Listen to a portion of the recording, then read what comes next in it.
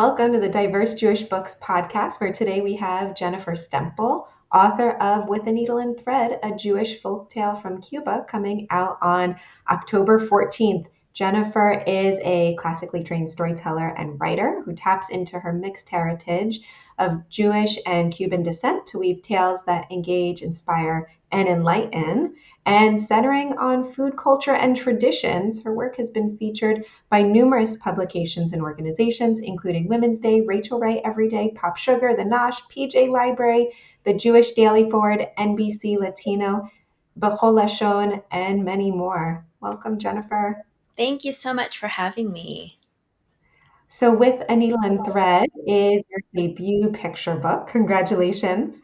Thank Can you. you, can you share what inspired this story and how it first came to you? Yeah, so my entire career has been in storytelling and in writing in some form.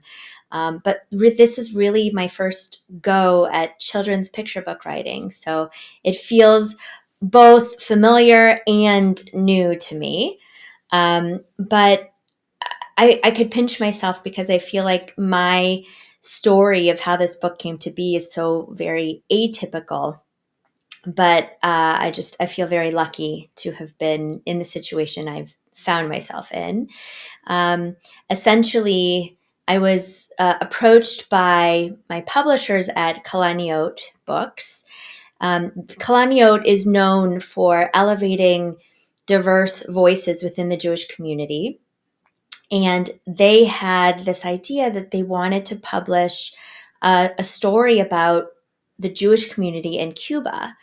And they had found my content online, so much of which centers on my food stories and my family stories.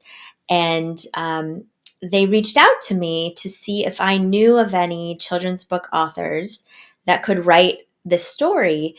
And I said no, but I pitched myself, and they loved it. They loved the idea of working with me. So I came up with 10 different story ideas, and I pitched them, and we settled on this. And here we are, 2.5 years later, after I signed my contract.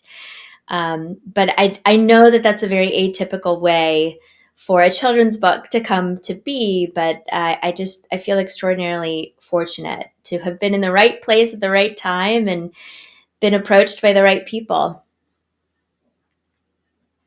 Can you actually talk to us a little bit more about what your experience working with Kalaniot looked like over those 2.5 years? Absolutely. So I primarily worked with Lily Rosenstreich, um, who really ran point for publishing and editing and so much more. But I pitched a story. We ended up actually pivoting after I had written my first draft because there was another book that had come out that, even though the book itself was totally different from my story, the title I thought targeted the same niche. And I got spooked as somebody who's new to this industry, and so I told her, I think we should pivot and write something different. And I'm actually so glad we did because um, what we produced, I think, is so much better than what we had initially envisioned, and it's so much richer, and it's such a more detailed look into this community. And so first we started once we corrected course. Um, we i really explained to Lily my connection to this community, what I know from my visits there to see my family. I did many sort of humanitarian aid trips to bring food and clothes and medicine and all this stuff. So I had seen this community with my own two eyes. I had experienced what it was like to spend tradition time, like Shabbat and holidays and stuff, within this community.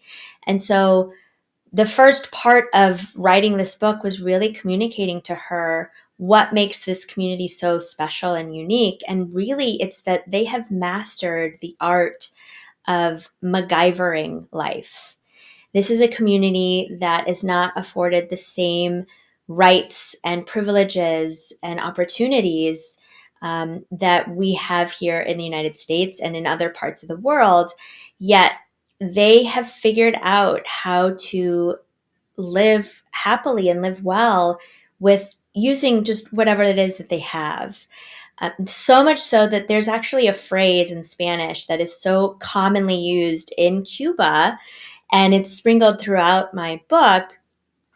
And it says that you use lo que sea, which translates to, the literal translation is whatever, but the figurative translation is whatever it is that I have. So you are trying to make a pot of chili, but you don't have beans. I'll use whatever. You're trying to make a soup, but you're out of protein. I'll use whatever. You'll figure it out. You use lo que sea. And that's what they do in order to keep all of their Jewish traditions alive and well. And so once I settled on highlighting this unique trait, this resilience, this resourcefulness, this MacGyvering of life, the story just felt very natural in terms of how it unfolded. And so we are telling the story of all of these wonderful Jewish life cycle events and how they're MacGyvered. And you really get to the core of it too when you talk about the caretaker of the synagogue in the book, and you say she's not just the caretaker of the synagogue, but also of hearts, souls, and stomachs. Yeah. We, I don't know if it's a Cuban thing or a Jewish thing or just a human thing, but feeding someone and nurturing someone is, they're so connected to care and taking care. And so this role, it's actually, I experienced that firsthand when I would go to Cuba. And I would see the way they cared for each other, and not just in one person, like in my book, it's the caretaker, but everyone had that type of connection. So tell us what it is that With a Needle and Thread is about. So, With a Needle and Thread is, it's a Jewish folk tale that's a, I've heard this folk tale told in so many different ways, but I've never heard it told in this way. But it's really highlighting how you can make something out of seemingly anything. And to me, that just lent itself so perfectly to this idea of lo que sea, of using lo que sea. And so it's the story of a little girl who has this very deep connection with her grandmother, which is true for me as well, and very common, I think, in Cuba, because you have several generations of a family living in the same house together. So we have this little girl, Romy, who is very close with her abuela or abuelita in the book. She uses that term of endearment. And abuelita is the town seamstress. So she's very well versed of using a needle and thread to sew pretty much anything. And the story starts because Romy has this dress that her grandmother had made for her, but she's outgrown it. And she's so sad because this is her favorite dress and it's meaningful and it's special. But the truth is that in Cuba, nothing goes to waste. So she and Abuelita work together to figure out, well, what else can we make with this dress? And this dress in the story becomes so many things. It morphs into so many different symbolic pieces that bring meaning and comfort and care and tradition to this community. And one thing that's amazing about it is it's being published in English and Spanish simultaneously. How Yeah. did why tell me why that's important to you or where that idea for publishing in both languages came from? So that decision was actually not my decision. It was Lily from Kalaniot who made that decision. And I'm really, when she told me, I was so thrilled because, first of all, Spanish is my first language. It's the language I dream in, it's the language I often think in. And initially, I wrote the story in English, but when I read it for the first time in the Spanish edition, it's just, it sang to me in a very different way. It didn't just speak, it sang. And it was so meaningful to me that Lily made that decision, because it also meant that I could share this book with the people that inspired it. So copies of this book are going to be sent to the Jewish community in Santiago de Cuba. Um, and they'll be able to read it in their native language. So for me, that was such a beautiful choice and contribution. Um, and and yeah, so it is very meaningful to me. Has the community in Cuba seen the book yet? What do you hope that they take away from this story? So they have not to my knowledge, seen the book yet. They know, some of them know that it's been in the works, and some of them know that I was inspired very much by them. Um, but to my knowledge, they haven't seen it yet. And it's so funny because in the back of the book, at the end of the story, you'll find a few things. There's a glossary of terms because even though the book is written in English, there are some words in there that are either in Spanish or in Yiddish or in Ladino or in Hebrew. And I wanted to make sure that all of my readers really understood what they were reading.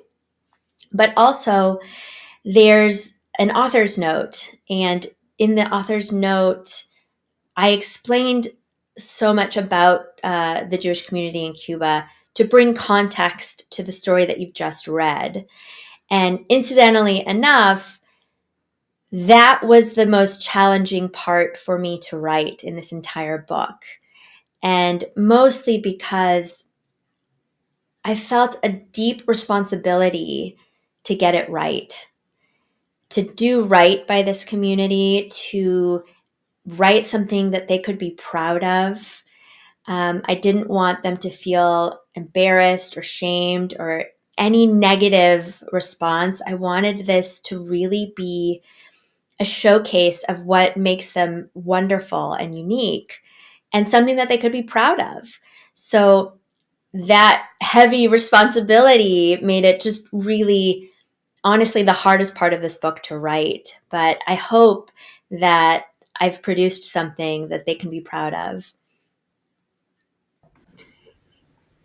Can you talk to me a little bit more about your own identity and your family history and how that shaped for you the soul, the heart of this book? I grew up here in the United States, but my mom was born and raised in Cuba. My dad was born and raised here. The two sides of my family were very different. And so I got a sense of history and tradition in two very different ways. Um, Both my mom and dad are Jewish. My mom converted to Judaism, and her siblings and my cousins are not Jewish. But I think that actually solidified my strong Jewish identity because when my cousins and my aunts and uncles and everyone were participating in my Jewish life cycle events, like my bat mitzvah and my wedding and whatnot, they came to me with questions and I took their questions really seriously. I became like the resident Jewish expert. And in so doing, it really solidified and built my strong Jewish identity. That being said, to me, being Cuban and being Jewish, they don't feel like different things because my Jewish is also Cuban. They're both just pieces of who I am, and same with being American. They're just extensions of who I am. So I have the same traditions as all the Jewish people that I know. We have Shabbat dinner, and we have a sukkah, and we have all the things. The difference, I think, might be that the food that's on my table might be a little bit different than yours, but the celebration, the traditions and the practices, they're one and the same. That's actually something that struck me the first time that I went to Cuba. My dad, who is not Cuban and doesn't speak Spanish, we went to a Shabbat service and also Shabbat dinner, and he was struck by the fact that the prayers and the blessings were so familiar to him. And I said to him, it's because ultimately the tradition is the same. And so, they might have a different accent when they're speaking Hebrew, or their Shabbat chicken has a little extra garlic or whatever it is, but there's something familiar even when it's different. So yeah, I think that Cuban and Jewish cultures for me, it's just they're both part of who I am, and I don't really see them as different. And you don't have to choose between them. I don't have to choose between them because I'm both. And Yeah, you also, my friends call me the Jubin. that's a great merging of those two identities. Yes. And I think I've also seen that your website is the Cuban Reuben. Is that Ah, right? yes. So that is my old food blog, which it's not updated so much anymore. But when I was first starting in food writing and recipe development, I had started the blog, The Cuban Reuben, which to me is like the Cuban sandwich, the Cubano, and to me, I know it's not kosher, but a very Jewish sandwich that you find at most delis is a Reuben sandwich. Um, and if you put them together, by the way, it's actually like the ultimate in indulgence and so delicious. So, highly recommend. So you have this Cuban identity and Jewish identity. You're a parent, you're a food writer, you also had a career in television. I Tell us did. about your journey to getting into children's book writing. Yeah. So, I studied theater and storytelling and creative drama in college. Um, I should actually start before that because I grew up in a family of storytellers. If you had seen holiday dinners at my house, you would have seen a lot of hand talking, not a lot of words coming out of our mouth, but like it's always almost like a game of charades with my abuelo, the master storyteller. But I learned how to tell a story at a really early age because I learned from my family. So when I went to college and I studied theater, I really focused, I honed in on storytelling, and I became a traveling storyteller. I was part of a Jewish storytelling troupe, and we would travel all over the Chicago area telling stories. And from there, I went to graduate school in Los Angeles where I studied writing for TV and film. Um, and I just sort of translated this oral tradition onto the page. So that was just, to me, like a very seamless transition. I graduated from USC and then I went straight to work in the television industry where I worked as a development executive. So I worked with writers to develop new stories for television. I did that for about 15 years and I loved it. But I was working crazy hours. And at the time, I had had my eldest child, my son, and it was just very difficult to maintain that type of schedule and also be the type of mom that I wanted to be. So, in his very first year of life, I like to joke that this was the hardest year of my entire life because I worked this 14-hour a day job, and I also had a side hustle of blogging and food writing and building clientele so that I could leave the 14-hour a day job. But it took about a year, a little over a year. And I was able to do that. I left television and pivoted over to food writing and recipe development, where I stopped uh, writing for my own blog and started writing for other clients. And then that transitioned very seamlessly to cooking classes. In addition, I kept up the writing, I kept up the recipe development, but then I also sprinkled in some cooking classes into the mix. To me, when you love someone, you cook for them. And so I loved spreading that type of energy and that type of joy for other people.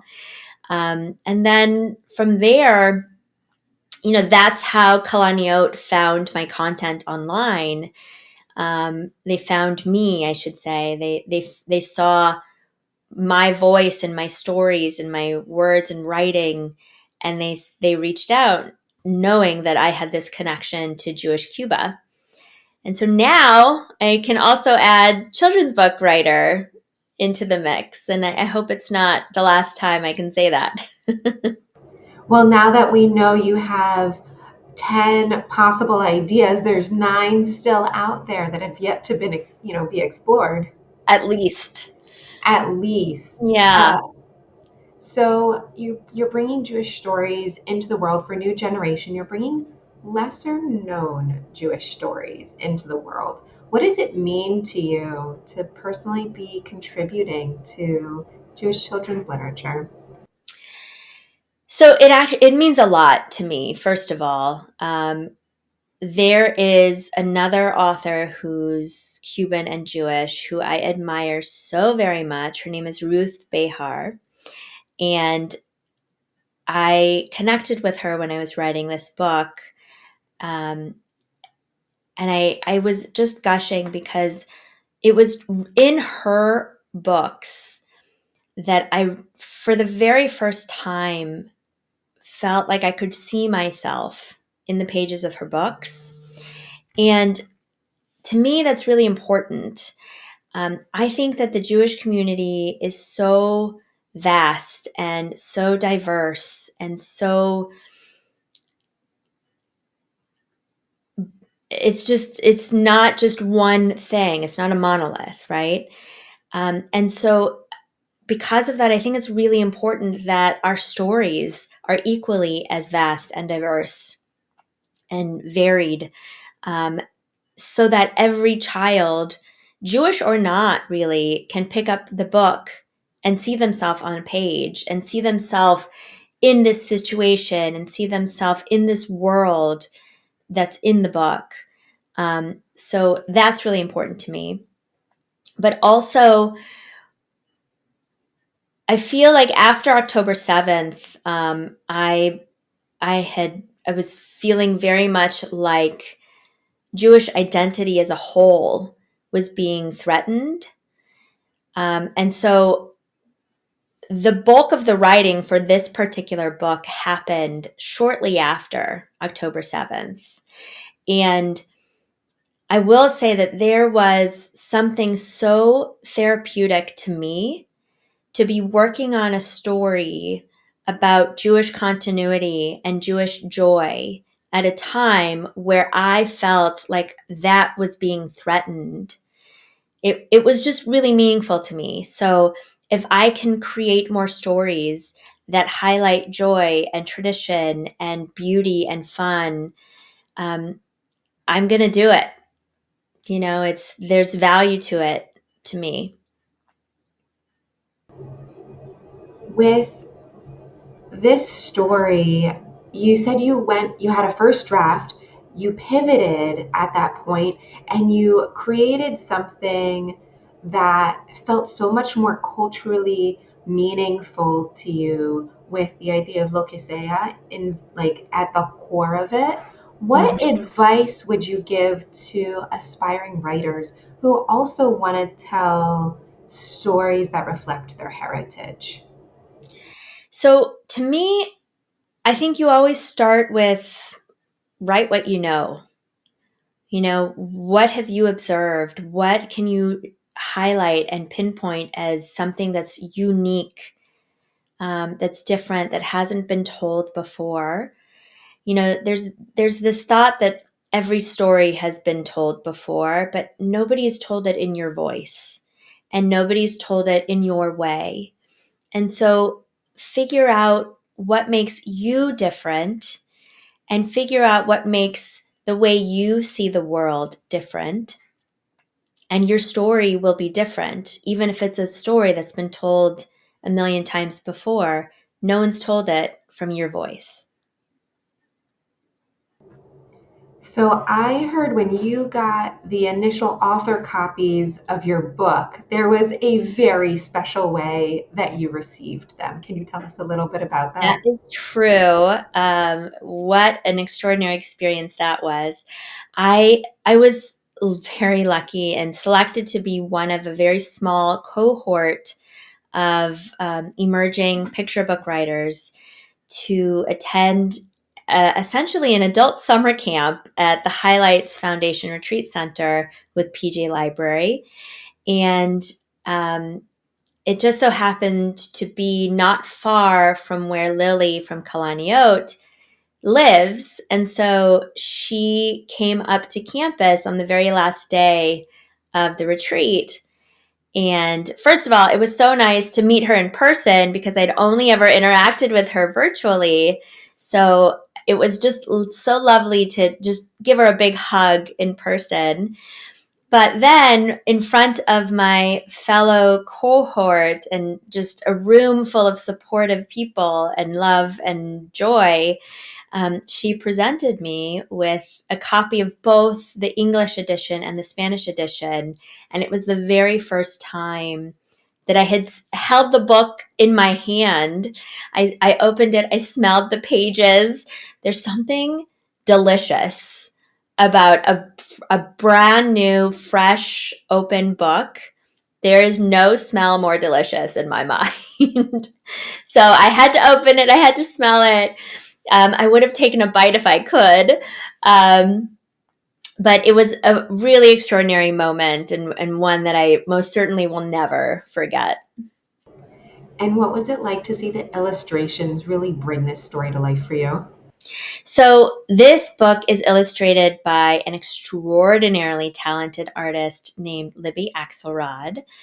And Libby, Libby, to my knowledge, has never been to Cuba before.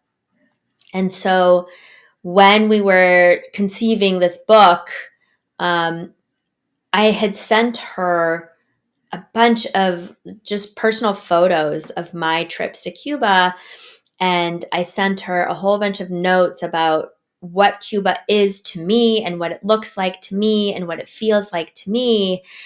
And never in my life could I have imagined the way that she breathed life into these characters. She did such an extraordinary job that honestly I was it she took my breath away with every addition, with every edit, with every tweak, with every twist, with every note that she addressed. She hit it out of the park, I think. And it's funny because when Lily, the publisher, was selecting an illustrator, she had sent me some of her portfolio pieces. And I remember, like, my husband and I had the same reaction. We were so blown away by her talent just as an artist that we wanted to decorate our house with her art. She's just so talented. And so So when I would see the drafts that she would turn in for the book, it's just, I had the words on the page, but she really breathed life into the story. It's extraordinary. Libby, truly, this woman should be illustrating all the books all the way, all everywhere, because she's so talented. It is a gorgeous, gorgeous book. Yes, it is. It absolutely is beautiful. So, as we conclude this conversation, I would love to hear what is next for you, if you can share. Yeah, so I always have various creative irons in the fire, as somebody who is just a storyteller through and through. So whether it's new recipes or new cooking classes or new book ideas, there's always something percolating. I am working on more children's book story ideas, and I hope to have more information to share with everybody soon. But in the meantime, my energy is really focused on launching this book. It comes out October 14th. It is available for pre order ahead of time at all your major retailers, Amazon, Barnes and Noble, or you can go directly to Kalaniot's website and order it there. Um, and yeah, it's just, there's lots going on, and I'm excited about all of it. And I hope that I have more book news to share with all of you soon. And my last question for you, going back to With a Needle and Thread, a Jewish folk tale from Cuba, which is out October 14th. What is your greatest hope for what this story does when it's out in the world? My greatest hope is that every single one of the people who picks it up and reads it, whether it's a child or a grown up reading it to a child or just enjoying it for themselves, my hope is that they find something that's both familiar and new. I hope that they see themselves on every page, just like I saw myself in Ruth Behar's books. I hope that everyone can find something to relate to in the story. And I hope that I am also bringing awareness and enlightening them about something new. So, yeah, ultimately, I hope they enjoy it. I hope for that too. Thank you for joining us today, Thank you Jennifer. It so was much such for a having me. pleasure. Yes, it was. It was fun. Thank you.